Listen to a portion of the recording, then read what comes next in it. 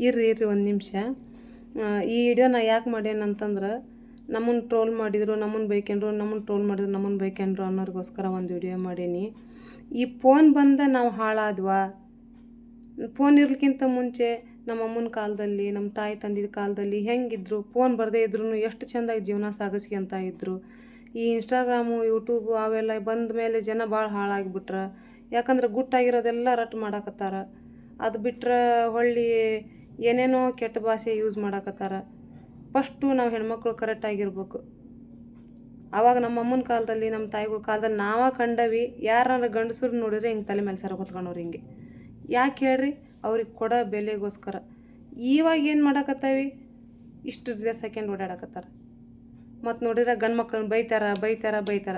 ಅಲ್ಲಿ ರೇಪ್ ಮಾಡಿದ್ರು, ಇಲ್ಲಿ ಕೊಲೆ ಮಾಡಿದ್ರು, ಅಲ್ಲಿ ರೇಪ್ ಮಾಡಿದ್ರು, ಇಲ್ಲಿ ಕೊಡು. ಯಾಕೆ ರೀ? ನಮ್ಮಿಂದನ ಅವ್ರು ಹಾಳಾಗಕತ್ತಾರ. ನಾವು ಅವ್ರನ್ನ ಹಾಳು ಮಾಡಾಕತ್ತೇವೆ, ಅವ್ರು ನಮ್ಮನ್ನು ಹಾಳು ಮಾಡಾಕತ್ತಿಲ್ಲ.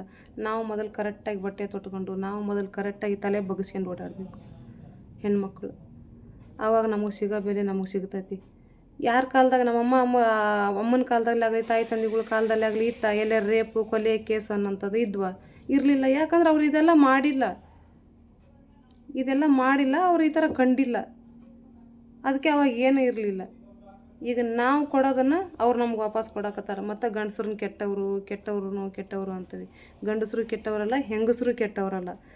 ಪ್ರತಿಯೊಂದು ಹೆಣ್ಮಕ್ಳಿಗೆ ಹಿಂಗಾಗಲ್ಲ. ಅದರಲ್ಲಿ ಕೆಲವೊಬ್ಬರಿಗೆ ಮಾತ್ರ ಹಿಂಗಾಗ್ತೈತಿ. ಯಾಕಂದ್ರೆ ಅವ್ರು ಹಂಗಿರೋದ್ರಿಂದ ಹಂಗೆ ನಡಿತೈತಿ.